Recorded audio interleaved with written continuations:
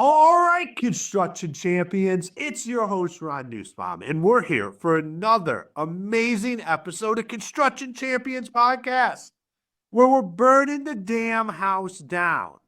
And that house is your business, your personal relationships, your relationships with your spouse, your marketing plan, your financials. The list is unlimited. But the great thing is we just don't burn it down. We bring amazing guests on here to help you rebuild it. So do us all a favor, hit that like button, that subscribe button.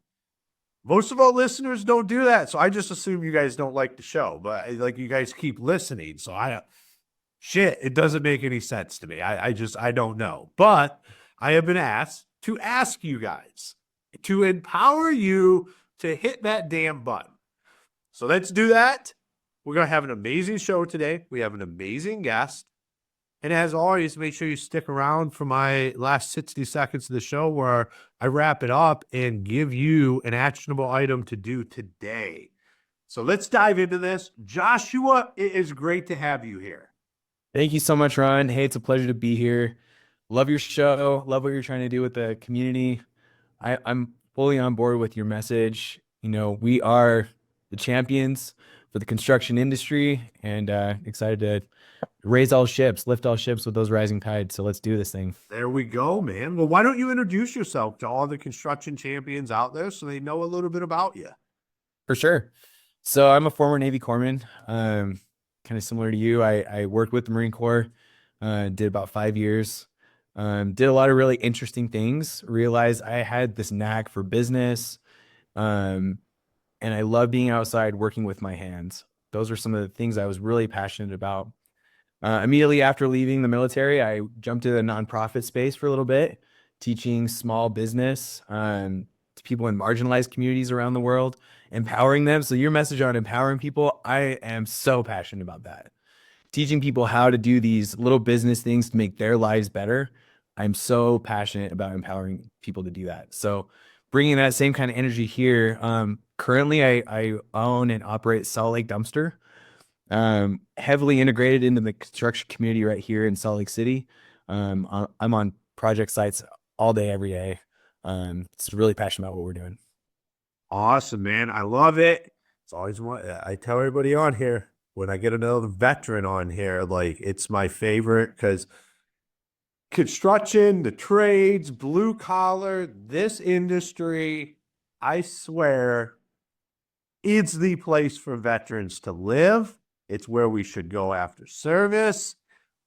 There is so much opportunity for our skill sets to just thrive in this world. And I always love it, man. So I am excited to have this conversation with you today. Awesome. Let's ask the $1 million question. And that is, what makes a construction champion? Is communication chaos holding your construction business back? Emails, texts, and generic tools weren't built for your business. BuilderComs delivers a platform built for construction. Fully branded, custom workflows, and seamless integration, all designed to fix communication for good. From our free forever plan to your own custom solution, we make construction software not suck. Ready to transform your business? Book your free strategy call today. In preparation for this meeting, when we first had our little chat beforehand, it really got my wheels turning in my brain. What is a construction champion?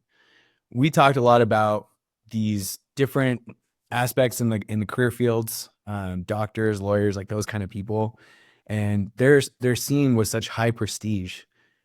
A construction champion, we literally are building communities. We are the backbone of society. The things that we do enables everyone else to be able to live their lives, to go to work in well-made buildings. It's kind of the unsung heroes of our society. We are problem solvers. We're out there in real time figuring out unique problems and how to solve them. And we take pride in our craftsmanship. The things that we are creating are going to last the test of time. We are held to a very high standard, and people don't really realize all of the effort that has to go in to making sure that their lives are sustainable and held to, a higher standard. Ooh. This also takes a lot of resilience and grit, just because of the sheer fact that it's unpredictable. Every day is going to be unpredictable, right? I mean, you know how it is. From being in the field, out in the service, you never know exactly what the day is going to bring, whether that be weather, whether that is people, whether that is materials, whatever it is. There's going to be some sort of challenge that we have to overcome, and so that requires a lot of resilience and grit, and just being able to stay positive in the face of adversity, right? Um, this also requires a lot of leadership, whether you are the new guy on the team or you're the project manager. Like, at some level, you need to take ownership of the work that you do to make sure that you're holding yourself accountable to that standard and then passing that on to the rest of the team. So at some level, whether you're the follower, the new guy, or you're that higher level, the project manager, making sure that everything's held to that higher standard, that requires a lot of leadership and discipline. So there's some of the key points that I would say really highlight what makes a construction champion. So Absolutely, man. You can tell that you were in the military.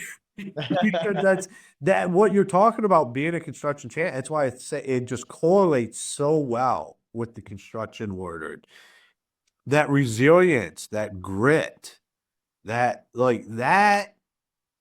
How do we transfer that positively to the construction industry? Because what I see a lot of times is that resilience, that grit comes from a negative place. It comes from how bad this sucks. So I'm going to do it because no, it's that same military mindset, but there can be a positive around that if you let it. And I'm sure at your company, you're building a culture where that resiliency and grit's positive. It's not just because this sucks. yeah. What's your take on that? How do we make that better in this space? I love that you pointed out the military aspect of things. I mean, it's kind of classic, right? Kind of cliche, just that whole mantra of embrace the suck, right? When we think of an embrace, it's a positive thing. There's a connection there. You feel great about things, right? Embrace the suck. The suck is kind of your friend. And if you can frame that in a positive way, then it doesn't matter what's going to come together. You're able to face that challenge and hell yeah, let's go freaking do this thing. You know what I mean? Today sucks. It's raining. It's negative 20 degrees, whatever it is. We're going to go out there and embrace it and just overcome that challenge together. And if you allow it, it can strengthen your team. But overcoming that negative mindset, sometimes it really just takes one or two people that catch on to that vision and transfer that positive energy. Hey, let's just reframe whatever that negative thing is into a positive way and building each other up. I talked about the backbone of society earlier. Building each other up to understand our own value. That is one way that we are those champions in our industry. Yeah, I think you're always going to have times that suck in this world. Like this isn't a 9 to 5. I always looked at them as, like you said, it's an opportunity where you can really build some camaraderie. I remember I go back to this one time. I had this crew. They were trying to get a sump in the ground. The basement was flooded. It was a disaster. They couldn't do it. And not that they couldn't do it. It just wasn't working. You know how, like, you're on a job site and it's like, it don't matter what you do, shit gets worse. Like, it was one of those situations. So I was like, just do something else. I got my last meetings at 5. I'll be there by 6:15.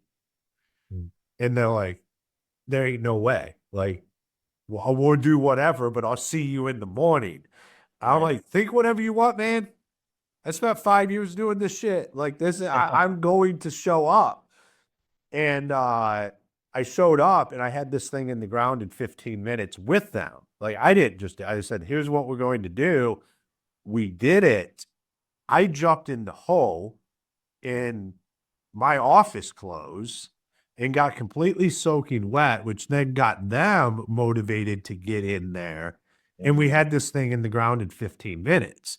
And it brought this sense of not just for me and the foreman and the crew, but for that foreman in that crew, like it brought them together.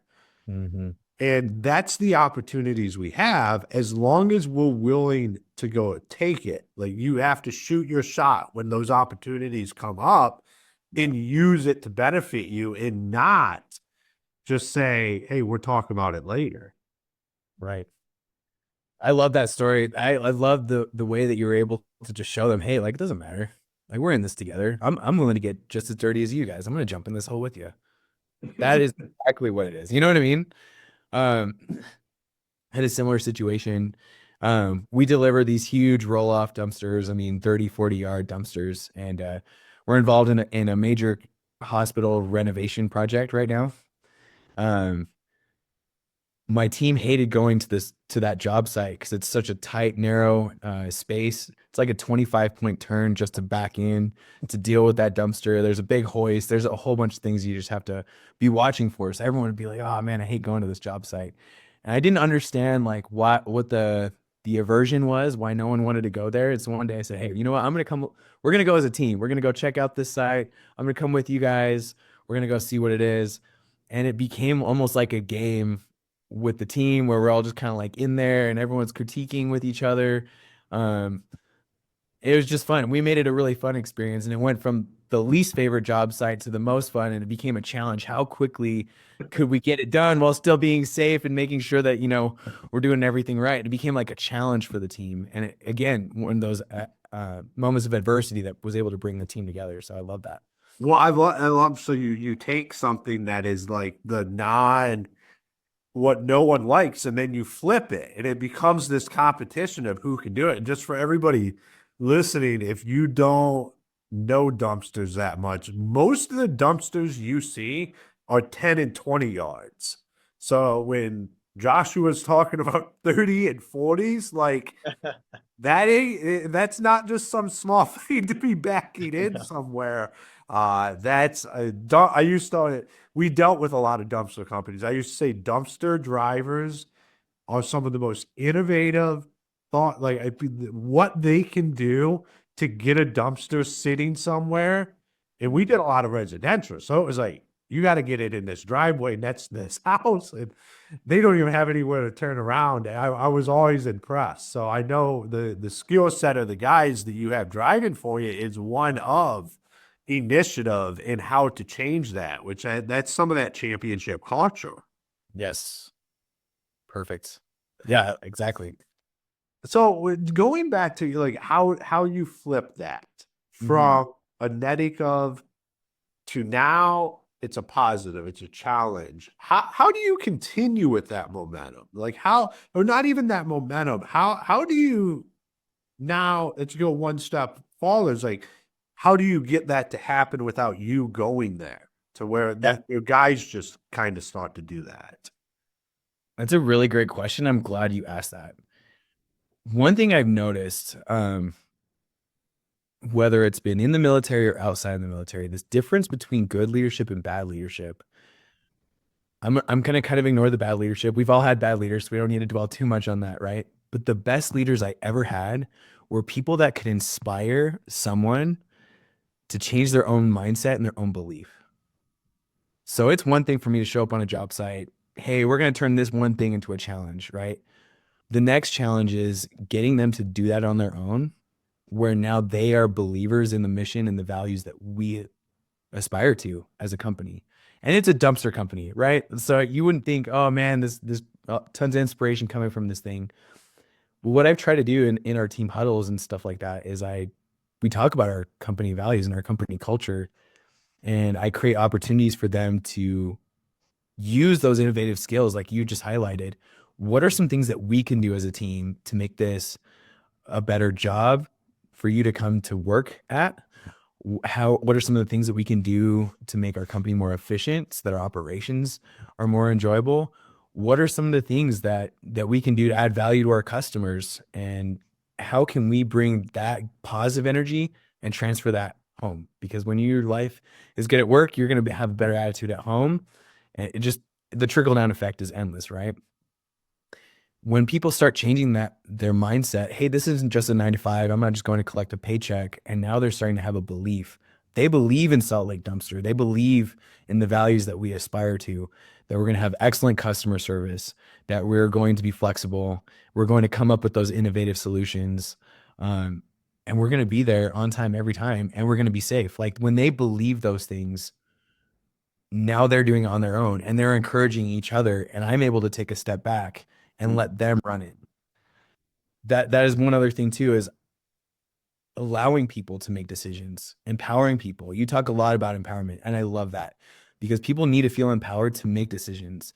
If I'm there micromanaging every decision that they make, they can't grow on their own. And so me as the business owner, I have to be able to allow people to not just make decisions, but to make mistakes and stand by them and show them, hey, I'm going to stand by you. Let's do that again and do it better next time. And it's okay to do it, to do it that way. So anyway, those are some of my thoughts on it. But no, that's awesome because I mean that's the goal. It's like, how do you get the next hospital to be the job where it sucks, but without you having to go out there, you create this environment where the same thing happens. Where I remember we used to have like guys would be racing with jackhammers with different things, like just to themselves. Like, I'm a competitive guy, so if you can imagine like what it is to work around Ron Nussbaum or to work in a department that I run, is I'm gonna reward winning and like being competitive like that, and you can create that, which drives morale. It empowers people to make like your junior leadership to make decisions by themselves. Yep. And it creates results just by creating an environment where, hey, like who's going to win today? Like what, and it does, nothing's ever the same. It's not necessarily a fair playing field because jobs are different. People got to do different stuff. We compensated our guys on performance. Yeah. We just had a high performance mindset. Like that was like, you want to make however much an hour, or do you want to make $150,000 a year and crush it? Like what is that for you? I wanted guys that wanted to crush it.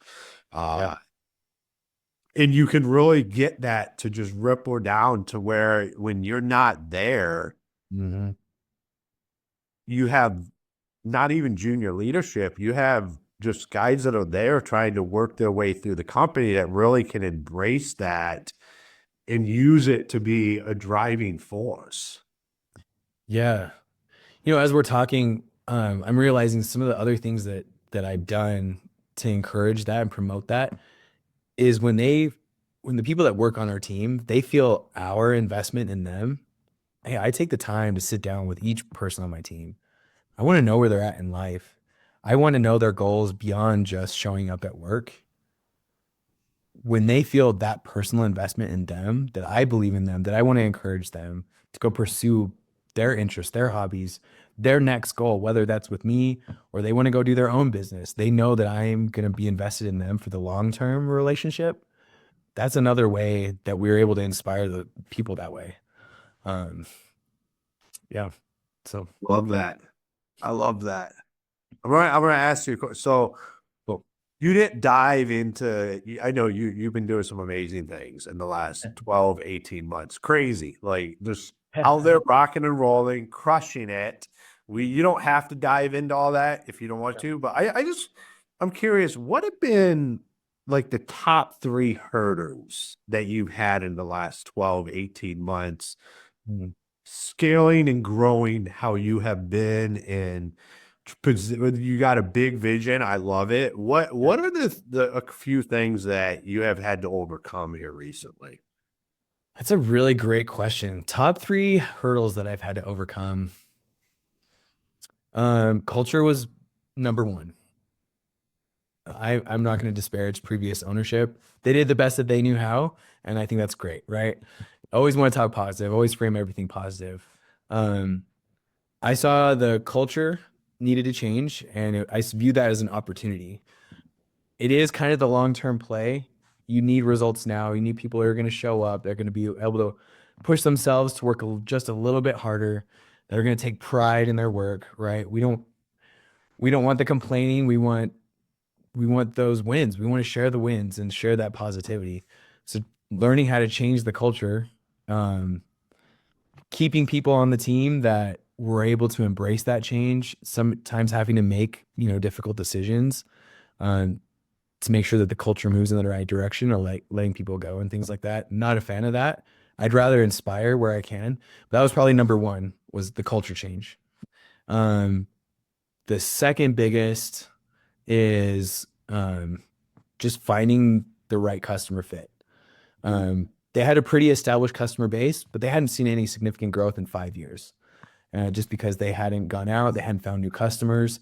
So initiating a whole new marketing plan and kind of a rebrand, telling the story of why Salt Lake Dumpster, what is it that we do that separates us from the competition, and helping not just the team, but then current and prospective customers catch a vision of the passion that we bring to the industry.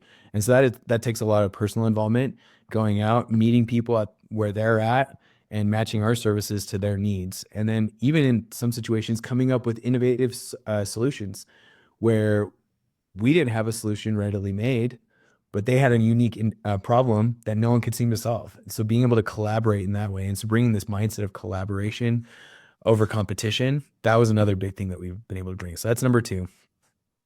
And then number three, I mean, it's basic business, right? But it's balancing the books, making sure that the revenue is higher than the expenses, and coming in and doing a whole rebrand and all those things, you spend a lot more than you make initially. And so again, yeah, spinning back up that revenue. I think that was probably the third biggest hurdle. So quick recap, right? So it's inspiring the team, make sure that our culture is right. When the team is inspired, they're going to take care of your customers.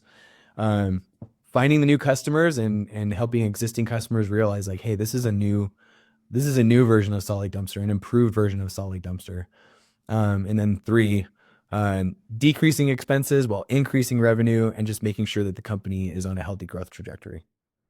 I love it, man. Those anybody listen, like those three things, you do that, you're setting yourself up for success. Like that's awesome, man.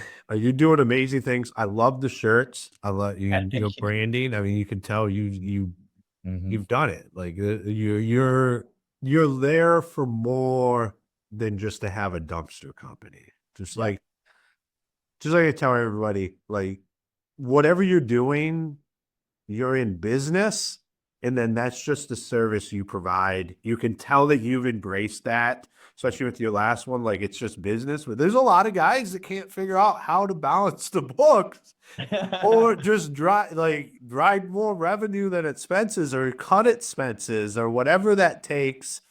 That just takes having the mindset that this is a business first. Yeah.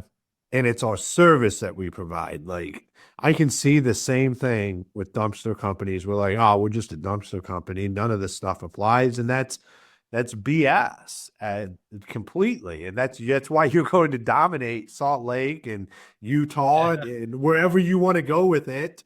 You're going to dominate all these guys. Thank you. It's funny you bring up those things, right? One of the things that I want to inspire is this idea of collaboration over competition. I read a really influential book. It was the 21 Irrefutable Laws of Leadership. I read this probably a decade ago, and it changed my entire mindset. There's a really powerful story of the McDonald's brothers. They started one of the most popular franchises in the world.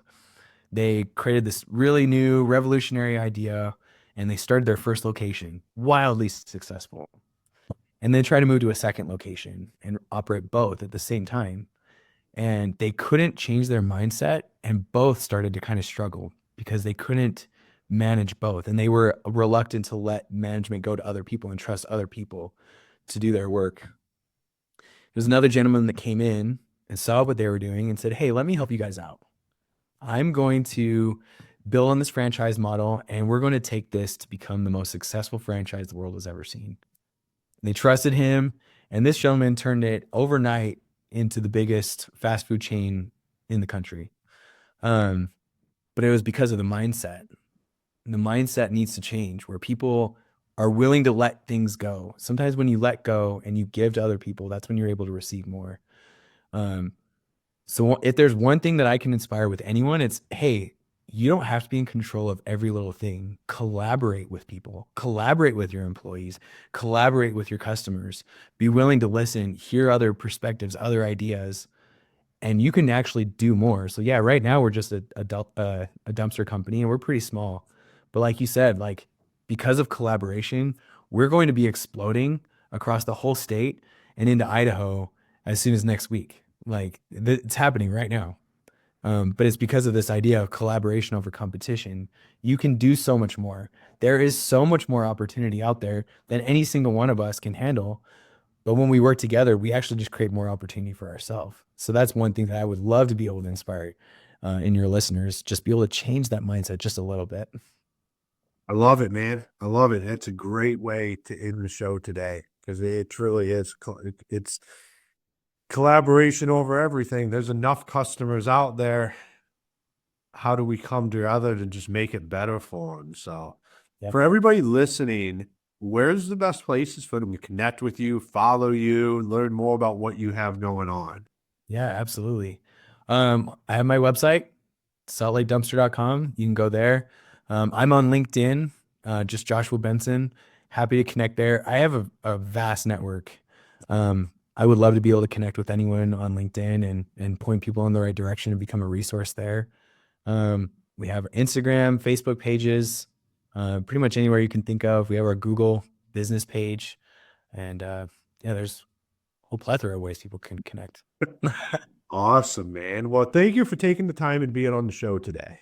Absolutely. Thank you, Ron. All right, construction champions, another episode in the bag where we covered a lot of great things. But what I'm really going to dive into is what Joshua talked about in the last few minutes there. One of our biggest weaknesses in the construction space, in the trades, in the blue collar, in this world, whether you're a business owner, you're an employee, you're a manager, you're equity fund, whatever your realm in this, we don't collaborate enough.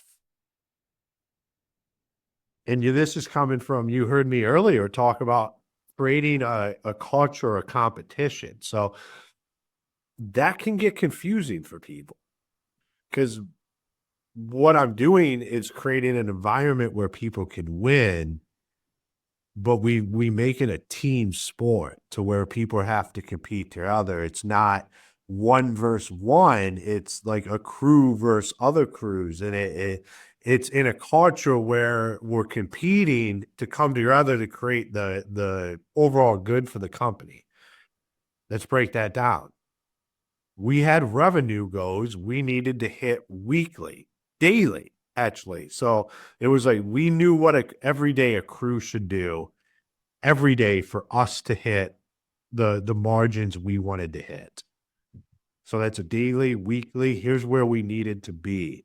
So you create incentives around that, you create competition around that, but that competition is bringing everybody together to hit the goals that we have as a company to win together. So it might look like some competition, and it is. Like we create that environment for these teams to compete against each other. But we also talk about what the effect of that is when they win, we all win because it allows us to continue to do the stuff we do and continue to invest in the company. Now, let's look at higher level collaboration over competition. We've talked about it on here before, and I used to refer business to some of our biggest competitors because it was stuff we weren't going to do, and damn it, I knew they wanted to do it. And you know what? I might not have thought they should be in that business either, but they were the big, they're the big ones. And, you create these environments where we talked about it on, I think probably 30, 40 days ago. I had this deal where I really dove into, I was willing to give up work we weren't going to do to somebody that we competed against, but I didn't willy-nilly do it. I went and had a conversation with them, which is awkward for everybody involved. And I just laid out the guidelines of what I was willing to do. But like I said before, is my expectations was anything that we do, you have to refer back to us. You can't just do it because I have said, like, that needs to be the negotiations here on this. Like, I am willing to collaborate with you, but if there is stuff that we do that they would then want done, or vice versa, like, I want you to send that work back to us. And it worked. It wasn't perfect? Probably not. Did they do stuff we did? Probably. But it got a big thing off my plate that I didn't want to do. And here's the great thing is it was work that was always done after what we do. So I was able to hand them off 90% of the time. All work was completed. So there was really nothing. But I didn't go about it that way when I went and did the collaboration with them. I made sure that all interests were protected. And that, I mean, it sounds crazy, but like, that's what we have to do as an industry. Like, you have to be willing, because trust me, we were losing shit tons of money doing what they were doing, and we didn't want to do it anymore. And I had to have somebody to give it to. And when the best might be your competitor, sometimes you just got to eat that frog, I guess. So Construction Champions, think about that. Make sure you check out all of our fantastic sponsors. Hit that like and subscribe button. And until next time, be the champion you were meant to be. Tired of losing track of promising leads? Struggling to convert inquiries into contracts? Build 12 is your solution. Over 30 years of industry expertise tailored for contractors ensures seamless lead management and nurturing. Boost your closing rate with ease. Experience the efficiency today. Download Build 12 and supercharge your business growth. Don't wait, act now. Unlock the potential of property intelligence with HomeTrack. In seconds, generate over 250 data points from a single address using advanced imaging and public data. Streamline property assessments efficiently, saving both time and resources. Enhance your decision-making today. Experience the future of property insights. Engage with HomeTrack now.